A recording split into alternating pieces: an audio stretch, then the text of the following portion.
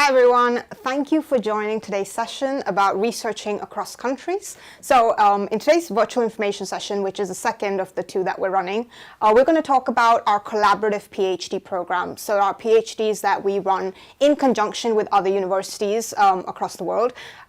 We have partner universities in China, India and Japan currently, and Australia as well.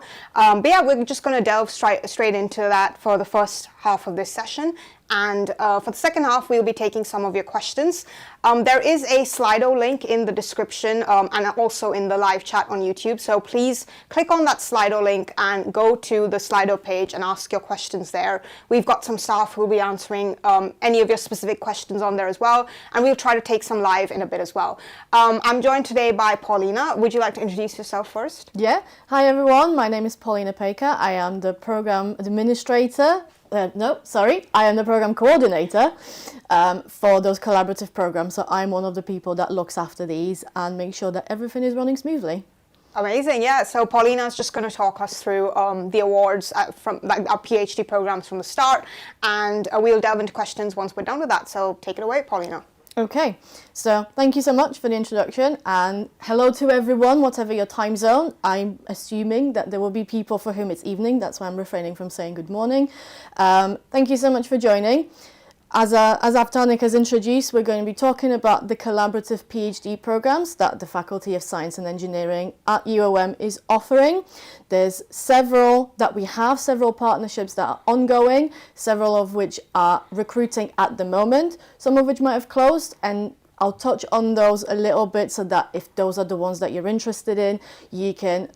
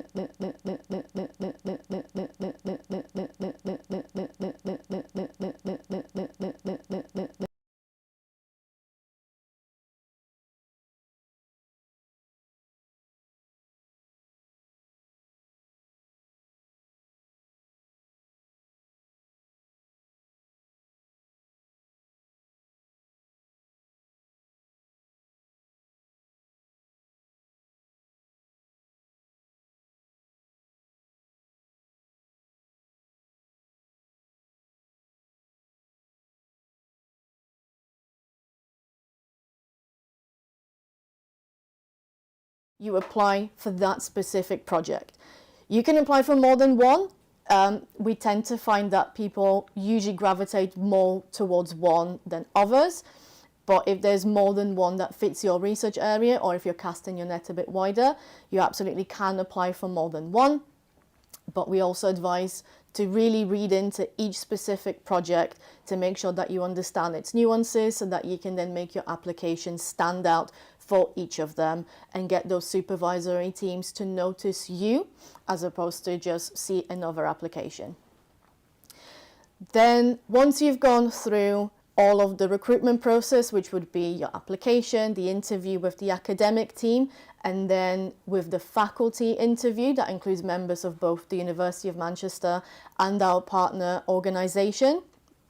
If you were to be successful at the end of that and were made an offer, you would receive, as part of that collaborative award, a stipend from both institutions that would cover your time at each. And then typically all of those studentships would include your tuition fees, your living expenses and consumables for the projects. How much you receive tends to vary between different programs. From the University of Manchester side, we do stick to the UKRI standards in terms of stipend, and that would cover your living allowances. And for your research and training grant, that tends to be set at the department level. But always double check the individual program site, as that would specify the exact sums and details of what is covered and what is included and what might not be. And then you get to start your 4-year journey doing the PhD degree. You would be expected to spend a minimum of 2 years at each institution. How that time is split tends to vary. Some of it is dictated by the needs of the program. For example, some of these have to start at the University of Manchester, whereas others might be a little bit more flexible, and it is the supervisory teams that decide what is best for that project. Would it be best for you to start at Manchester and take advantage of the facilities and resources here, or would it be better for you to start at the partner institution to take advantage of the facilities and resources that they might have? In either case, as soon as you start, you and the supervisory team would draft up your study plan so that we know roughly when you are supposed to be where at any given point over those 4 years. And at the end of that, you get to graduate with a diploma that explicitly mentions the collaborative nature of your PhD. So that is giving you a massive advantage, because you do get to say, my 4 years was spent equally between University of Manchester and this other place. It's there, my PhD is in this, I got to use their facilities, their resources, anything that could enhance your CV, you will get to cite that, on there, as well as show your degree certificate to prove it. The typical questions that we get about requirements are relatively difficult to answer, because again, they will differ and vary based on which program you apply for.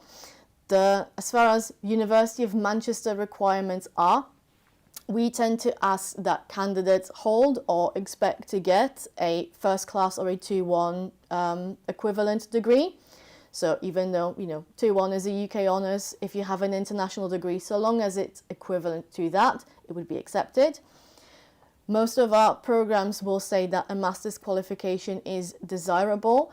Some of them will then get to say that it's actually needed because of the partner institutions requirements that we have to stick to. So always double check what exactly is it's saying. For some of them, it is possible that so long as you have plenty of experience and a very good bachelor's degree, the master's qualification might be waived, but this is way too specific for me to sort of go into right now. We will require some proof of English language proficiency, so that might be a TOEFL, an IELTS, IBT equivalent certificates if English isn't your native language.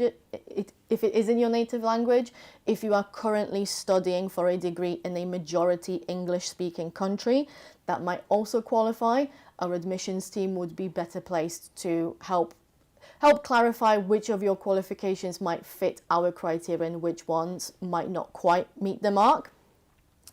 We do require that all applicants applying for these projects are willing to travel internationally to both countries that are partnered for the project. It is an inherent part of the collaborative PhD that you spend half of your time at each institution. So that means half of your time, 2 years in the UK and 2 years in another country, be it China, India or Japan.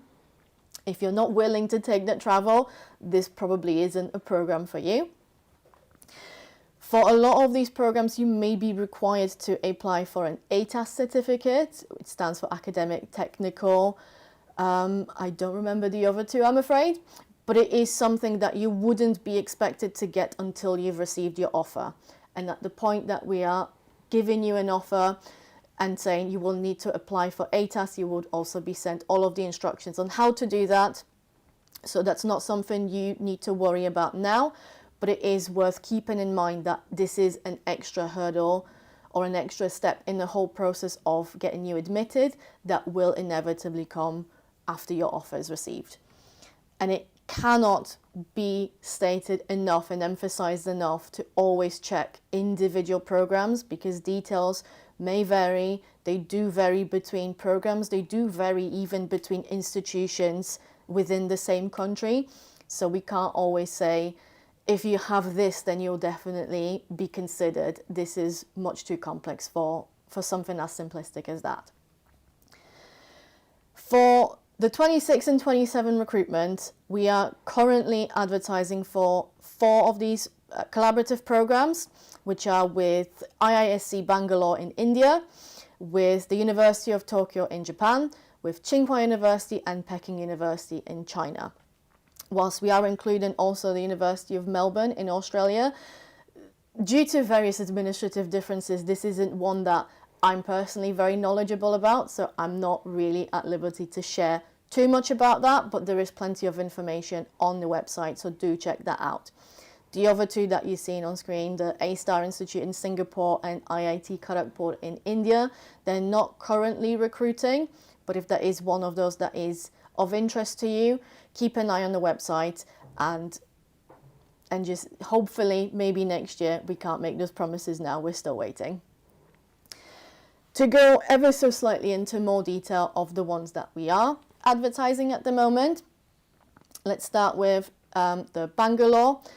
The program that we have with IISc Bangalore is a joint award. So as I mentioned earlier, that would be where you would only get 1 degree certificate that would mention both the University of Manchester and Bangalore. Depending on who you applied with, that would be your lead institution, and that would be the institution that is giving you your degree certificate at the end. So for the context of this live session, we're assuming that you're applying with Manchester and through Manchester, and therefore your ultimate PhD degree would be awarded by the University of Manchester. We have up to 3 studentships available for that, and there are 6 projects that are currently being advertised. The deadline for that is the 30th of March, and any new student recruited would be expected to start the program around October 2026, so as the new academic year is starting. One thing that you will notice through each of these individual program slides is there's typically more projects than there are spaces on them. These are very highly competitive programs, and there's always way more interest in them than we are able to give spaces to. So we always try to re-emphasize that it's not necessarily you, there are lots of applications that we're receiving for these specific projects. With the University of Tokyo, we are having a dual award program. So your degree certificate would be from both, and you would have 2 of them, 1 from us and 1 from the University of Tokyo. We do have up to 3 studentships available. I think that number might have changed ever so slightly, but for the time being, we're anticipating it be at most 3. There's no projects advertised as of yet, because we are still making sure that all of them are up to scratch and that everything is typed up as neatly as possible. But those projects will be launched on the website week starting February 23rd. And then from that point on, we consider applications to be open. You will have all of the details on the website on what is required for each application. And any information that's on there now hopefully will give you that little bit of knowledge before of what to expect and what to have at the ready at the point when you're applying. Application deadline for that will be 27th of April this year, so 2026, and the program would typically start in April 2027. Now, the delay between this is to accommodate University of Tokyo's requirement for an entrance exam. So any candidate who would give an offer to would then be required to sit an entrance exam with the University of Tokyo to make sure that you meet their criteria. And to give you plenty of time for that, we've pushed the start date to April 2027. It also matches up with the academic year in Japan, which tends to start in the spring. So this isn't one necessarily if you're very keen on starting this autumn 2026, but if it's the project itself that you're passionate about, then definitely go for that one. Now, the two programs with China that I'll touch on briefly now, both of them have closed now. So the applications have closed, but I am still including the details in there because those programs will come back next year. And having the deadlines as they were this year will give you an idea of what timelines to expect. So if your interest is specifically in either the Peking or the Tsinghua one, do take note of the deadlines now, as we expect them to be roughly similar next time we open recruitment. So to start with Peking, it is another dual award, and we've expected to have up to 3 studentships. This year there were 10 projects being advertised all across the Department of Chemistry, and the application deadline was set for January 19th, whilst the applications opened, if I remember correctly, sometime in early November. We're hoping to have applications opened a little bit earlier next year, so do keep an eye on our website as soon as you get to that point of, I know that this is the one I want. And similarly with Tsinghua University, this is another dual award, which also had up to 3 studentships available. This year we only had 3 projects being advertised for it, but I know for a fact that this program is looking at expanding to other departments within Tsinghua University, so hopefully next year we will be able to offer more within more subject areas. The deadline for that was a week after Peking, so January 26th. The 2 projects aim to run roughly at a similar time. So again, if what you were most interested in was one of those that we run in partnership with Tsinghua or Peking, you need to be ready as soon as you possibly can around September, so that the moment those projects are advertised and applications open, you are ready to submit everything that you have, expecting that roughly around mid to end January applications will close and recruitment will be conducted very quickly soon after. In terms of what the projects are available in, the Faculty of Science and Engineering at University of Manchester has 2 schools, School of Engineering and School of Natural Sciences. And between all of the programs, we tend to cover pretty much every subject area that we have. So that means within the School of Engineering, you can expect to see projects in civil engineering, in chemical engineering, in electrical engineering, and mechanical and aerospace engineering. Whereas for School of Natural Sciences, you can expect to see projects in chemistry, in materials, physics and astronomy, in mathematics. Now, how do you find these projects? There's a couple of ways to do that. The most streamlined one is to go to the individual program page. So for each of the collaborative programs that we have, they will have its own page. This one is for the joint award with IISc Bangalore. As you open it, you'll see all of the descriptions of the program itself. And when projects are live, when you scroll through that page, it will take you to this list that you can filter through either department or supervisor or anything listed there. And you will have all of those projects on display, easy.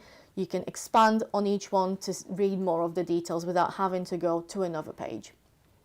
The other way is to look at all of the available projects on our landing site. So the landing site for dual and joint awards will have a broad description of what those programs are and what individual institutions we are partnered with. And when there are projects currently on advertising, we have a similar list that compiles all of them. So as you go into it, you will be able, again, filter by department, by supervisor, discipline, funding status. To be clear, the department and supervisor is probably going to be the most efficient way of filtering projects. Otherwise, you can scroll through every page of it to look at all of them. At the time the screenshot was taken, there were 13, but that number does vary as projects and applications open and close. So always keep an eye on it. And last one is to go directly to findaphd.com. The University of Manchester does advertise so many of its PhD projects on findaphd.com, and anything that is explicitly a collaborative award, we will make it known at the start of the project title. So you will see a bracket saying something like UOM IISc Bangalore, and then the project title, and that is your clear sign to know that this one is one of the collaborative awards. It's not anything else. Chances are that that is a University of Manchester only degree, and whilst you're obviously welcome to apply, it won't get you that 2 years here, 2 years somewhere else, sponsored by both universities. And I believe that's everything that was to say about the projects. We always say, ask us anything. Our contact details are best reached through email, which is fsc.doctoralacademy.specialistprograms@manchester.ac.uk. That will take us to myself and my team, where we can answer your specific questions as you have them. And anything else is probably best to run by the admissions team, whose email address will be fsc.doctoralacademy.admissions@manchester.ac.uk. Amazing. Thank you so much. That was a very comprehensive presentation. And we have got some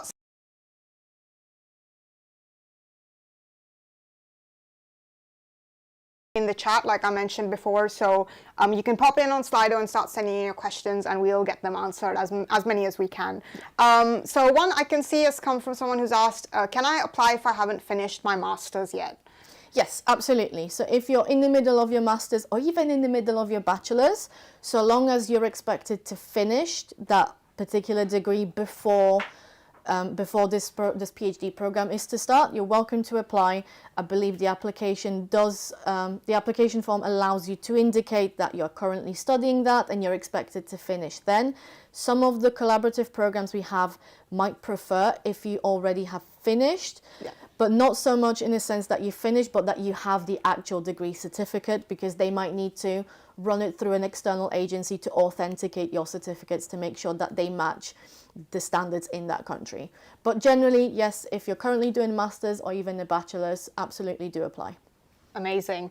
That is that question done. Another one I can see is, so you did cover this, I think, later in the presentation, but just to reiterate, are there any are these programs only in engineering, or are they in other areas as well? There are programs or projects across all of the faculties that we have, so not faculties, all of the departments that we have within the Faculty of Science and Engineering. Not every program will have every department covered. So it's always important that you check what specific projects there are.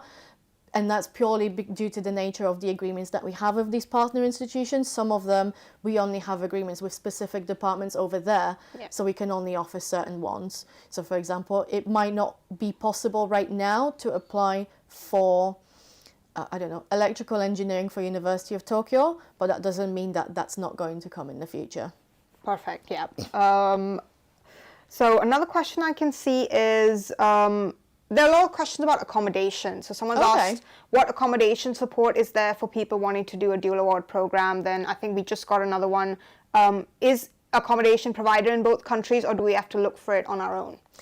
I understand why the accommodation anxiety, because it's not necessarily, it's one of those things that everyone wants to know is covered. Yeah. So from the University of Manchester side, you would be given your stipend, which is set at UKRI minimum. That is something that you would use to either pay for university accommodation, which I'm not knowledgeable enough about to give you advice. All I know is that there is some, and the student support services would be better placed to say which one might prefer undergraduate students and which one might be suitable for PhD candidates, or to pay for rent in private accommodation. With the other partner institutions, it varies. So the scholarship that you would receive for the Chinese programs, that includes university-owned accommodation. That accommodation might be shared because different cultural norms mean that not everywhere will have private accommodation or private rooms for that. I know that at Bangalore there is some university-owned accommodation that you would be offered. With University of Tokyo, I'm not entirely sure, but the office over there, as soon as you are enrolled in the program, they would be there to support you with any questions and help you find something that is suitable and that you would be able to afford. So you wouldn't be left entirely out on your own to find something, but it's not as simple as, yes, both places give you something and it's free. It varies wildly, I'm afraid. Yeah, no, that's totally fair. I can say, like, even in Manchester, like Paulina said, our accommodations are varied. There are some, majority of our accommodation is for undergraduate students, but we do have some for postgraduate research, where it's very little, not that many spaces available. So I would say most of our postgraduate research candidates, whether they're on the dual and joint award program or not, they go into private accommodation, just because there's a lot more variety and, you know, flexibility, especially like if some people come with their family and things like that. So yep, hopefully that answers your question on accommodation. I'm just seeing what else was there. So someone asked what funding is available and how competitive is it? Like, not just funding, I guess, the applications in general. It does get quite competitive. So we tend to receive far more applications than we have spaces for.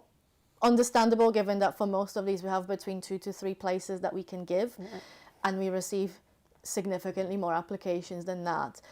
And do remember that for each project that is advertised, that is one nomination. One supervisory team will be, the supervisory team for each project will be submitting a nomination. So if there's 10 projects, that's 10 potential candidates that we're trying to whittle it down to three top ones. So definitely make sure that anything that is in your power to make your application stand out, to show off your strengths, do that. Each project will also give you details of the supervisors, so contact them directly to explain your circumstances. You can ask them any concerns and they will help you make sure that your strengths are shining through. As far as funding, once you are given an offer, then, as mentioned in the presentation before, the University of Manchester will fund 2 years. So you'll have your stipend, you'll have your research grant, and your tuition fees covered. And then the partner institution will do something similar. So they will make sure that your tuition fees are covered, that you have some sort of living allowance expenses, and there should be also some sort of a research grant for you to dip into. Some of them might have additional things, or some of them might have more in certain areas than others. So do check each individual program page for details. Perfect, yep.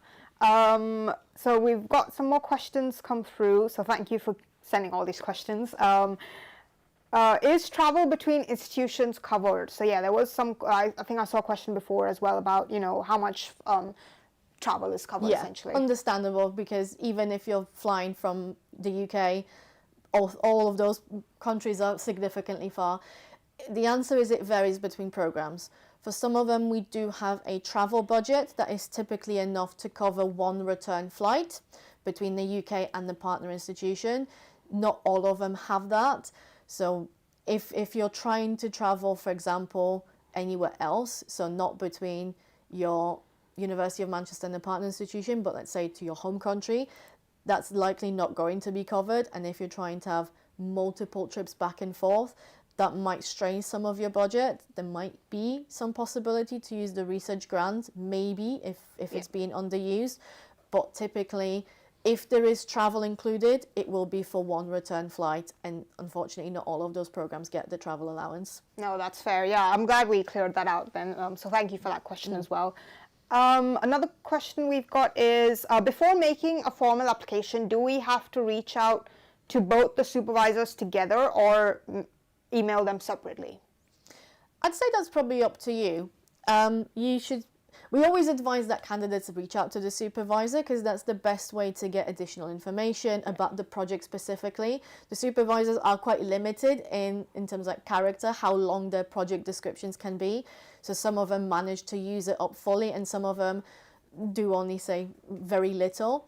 So we always advise to speak to supervisors before to clarify anything, any questions you might have about the project.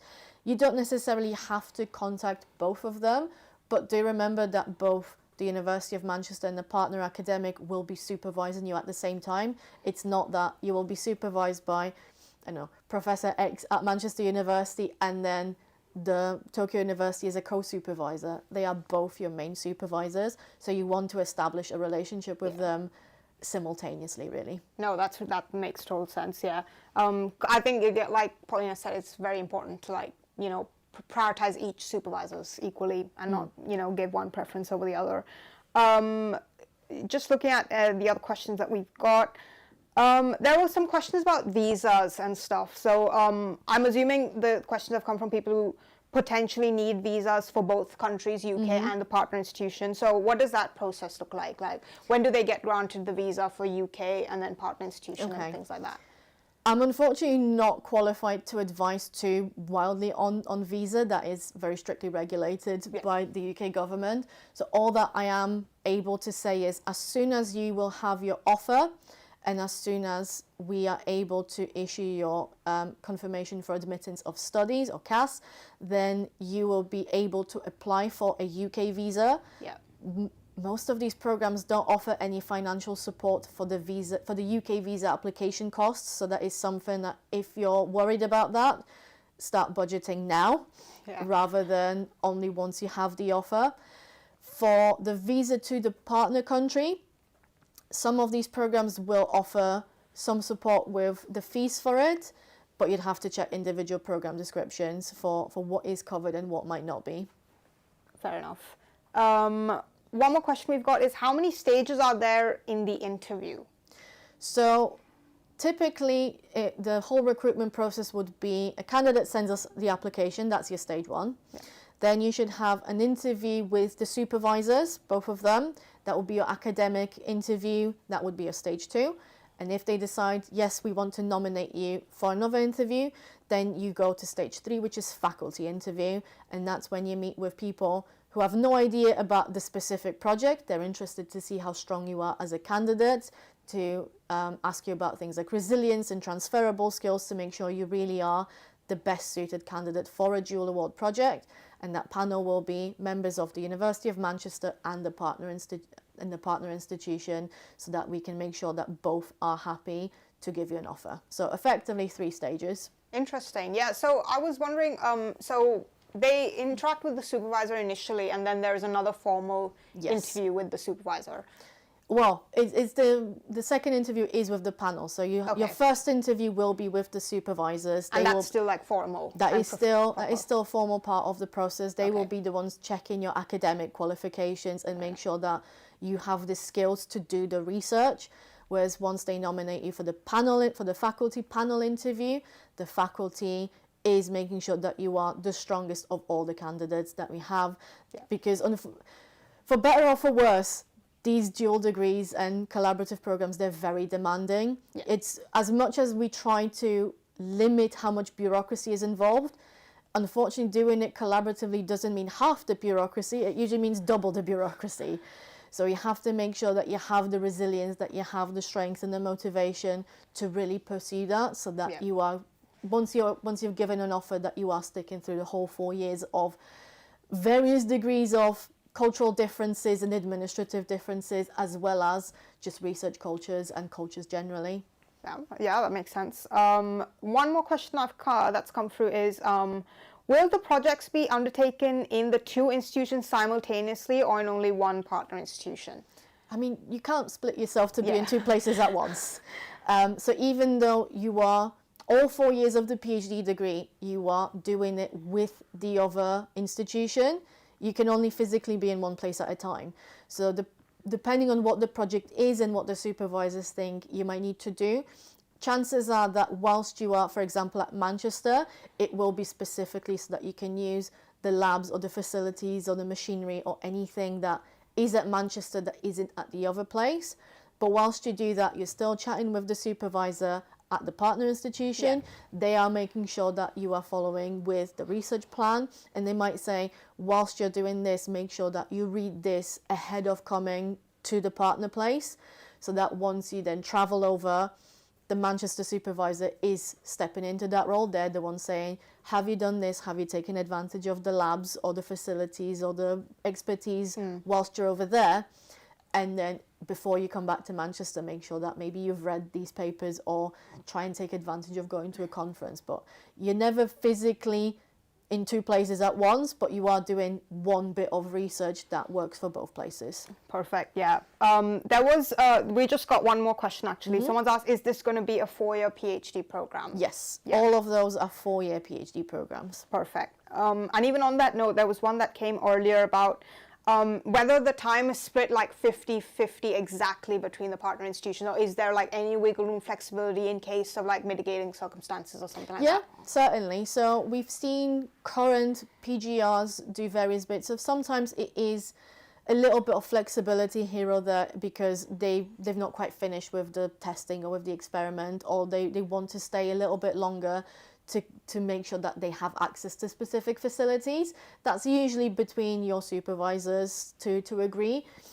So long as overall it is mostly 2 years at each place, we're pretty happy with that.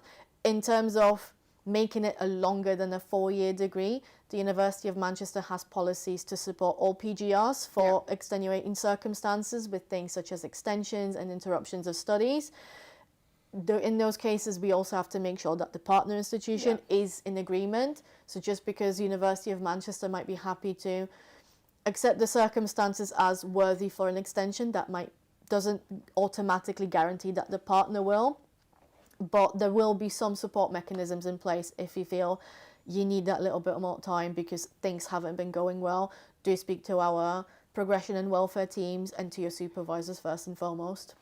Perfect. Yeah. I'll just give out a final call out for any more questions if we've got any. Just let us know now before we wrap up finally. But I did have one last question I thought would be relevant to anyone who's watching is obviously the ideal candidate would, tick a lot of boxes in terms of the academic side of things, but is there like from like a personality or like an approach, like what are the key characteristics? Like do they have to be curious and adaptable, things like that? How would you describe that ideal candidate for someone who's signing up for this program? Oof, that's a difficult one because thinking of the PGRs that we currently have, they're all such different personalities, but I'd say the main one is absolutely resilience. There will be so many things, like PhD in its own is a very challenging thing to do. It's a challenging 4 years to do if it's just with one university. Yeah.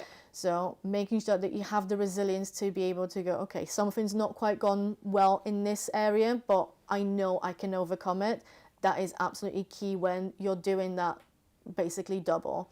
Curiosity certainly helps. That's more for the academic teams to make sure to foster. I'd say from what I've noticed of the other candidates is just that willingness to go and do something different, because there will be plenty of unknowns. There might come things during your particular PhD that we've not come across before, and we're all finding out together how to overcome that particular challenge.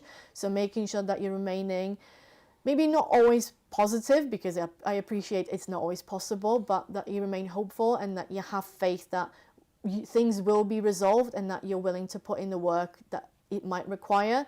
That's certainly key and something that people look for. I know the faculty panel interview, they also look for strong motivation. Yeah. So it's not just, oh, I want to come here because I'm trying to escape something back home. Yeah. It's, I am very passionate about this research, this area altogether. I have some clear plans of what I'd like to do. That always shines through quite well in the faculty interviews, and faculty is always impressed by things like this. Yeah, no, that totally makes sense. Like I've met some of the the postgraduate researchers who are part of this program, and they're just like, they're fantastic, obviously, individuals and researchers, but even like their disposition, they're so like curious about things. And so a lot of them, like they've not been abroad before, they've not like studied in the UK or in another country. So if you're in that position, like don't feel like discounted or anything. It's totally normal. I guess in a way, it's the key skill is if you are struggling to be able to ask for help. Yes. Because whether that is just, I don't know anyone and I feel isolated, we can try and help with that. Your supervisors might help with that by introducing you to other people in the lab.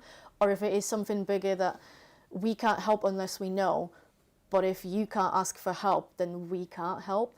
That's so true. Yeah, I think that applies to like students across the board, whatever stage of study you're at. That curiosity and that, the urge, that push to ask questions is really important. We did just get one more that came through. The intake for these projects are flexible or fixed? We try and keep them relatively fixed. Obviously, if there are delays beyond anyone's control. So for example, if you as an applicant need a visa and your visa hasn't come through, we do have a degree of flexibility to try and move it.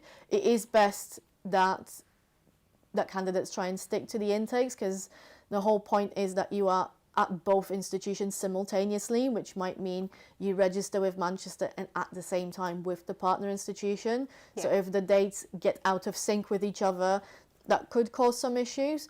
But normally, where we've seen people have some delays that are entirely outside of their control, we have been able to accommodate that. Amazing. We've just got another question come through again. So asked, so to simplify the process, reach out to a supervisor first, apply and wait for an outcome? Pretty much, yeah. Yeah. Reach out to the supervisors, apply, and then whatever the outcome is, someone will contact you to confirm what's the next step. Perfect. One more just come through as well. So thanks guys for sending all of these in. Someone's asked, are there any fixed hours that have to be given during research? I'm not sure. I think that might be down to the supervisors to confirm. From our side, so long as you meet, the 2 years at each institution and you meet your thesis submission deadlines and all of those criteria, then you're eligible to get the degree. The supervisors might say something specific within the project of, we need you to do X number of hours on this machine or on this experiment, but that is very project specific. So if it's not in the project description, you'll have to check with the supervisors. Perfect. Yeah. There was one question that actually came in yesterday's session that I thought we could talk about today as well. So someone's written, for the dual award PhD, do we need to be fluent in Japanese or Chinese for the joint program with Tokyo or Tsinghua, or is that like just an additional point to add in the application or something? Yeah, excellent point. And short answer is you don't need to know the language of the partner institution. All of the PhDs should be delivered in English. Having knowledge of the language of the country that you'd be going to isn't necessarily an advantage. Some of these countries might offer you whilst you're there. So for example, the Tsinghua University and Peking University do offer classes in Chinese language at any level. So assuming that you go there with zero knowledge of Mandarin Chinese, you would be able to start from scratch alongside your PhD, and that would count towards you completing the PhD, as they need you to complete some taught courses. And some of them, they might not require any additional knowledge of the language. It's obviously helpful just for living. Remember, you will be there for 2 years. You're not just going to exist 24/7 in a lab. You will be going around, and we encourage people to make the most of that unique experience whilst you're there in a completely new country. Explore it, learn about it, and if you have some language skills, that will help with that. But it's by no means a requirement for the PhD itself. And if it is, it will be as a sort of, here's a taught class in Chinese or in Japanese that we ask that you take, and that shouldn't take too much of your research time away. Perfect. Yeah, hopefully that answers that question for you. One more that came through just now is, if we don't get a response from the supervisor while reaching out, should we just make a formal application then? That is up to you. We can't tell you what to do and what risks is worth taking. So it depends on what sort of questions you're asking. If you feel like you don't know enough about the project without the supervisor's input, then that is your risk to apply and potentially be doing a project that maybe you're not as familiar with, or maybe you misunderstood slightly. Also, do remember, academics are busy people, they receive lots of emails, so sometimes just send in a follow-up message, say, have you had the chance to consider my CV, or have you had the chance to look at the questions I've asked? That might just be the thing that will remind them of, yes, I did mean to get back to you, but ultimately it is your risk. We would say you can apply without having reached out to the supervisory team at all.